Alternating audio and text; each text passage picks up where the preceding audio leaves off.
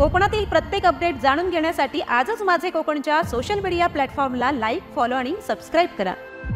रत्नागिरी जिल्ह्यातल्या खेड तालुक्यातील देवघर आणि हुमरी गावांच्या मध्यभागी ओझर खोऱ्यात घेरा रसाळगड गावातील ओझरवाडी वसली आहे। ही वाडी आजही रस्ता आणि फुटब्रिज या सुविधांपासून वंचित आहे।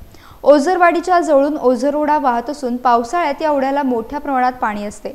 यामुळे स्थानिक आणि पाळीव जनावरांना पावसाळ्यात या ओढ्यातून जीव धोक्यात घालून प्रवास करावा लागतोय।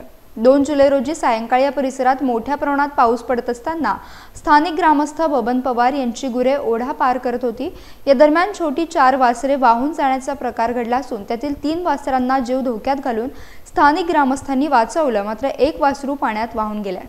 मागील अनेक वर्ष घेरा रसाळगड ओझरवाडीतील ग्रामस्थ स्थानिक प्रशासन आणि लोकप्रतिनिधींकडे ओझर ओढ्यावर फुटब्रिज बांधणे आणि त्या वाढीसाठी रस्त्याने जोडण्यासाठी सातत्याने मागणी करत आहेत, परंतु या गोरगरीब जनतेच्या मागण्यांकडे स्थानिक प्रशासन आणि लोकप्रतिनिधींचं दुर्लक्ष होताना पाहायला मिळत आहे। सरकार अजून आमचे किती बळी घेणार असा संतप्त सवाल ओझरवाडीतील ग्रामस्थ विचारू लागले आहेत।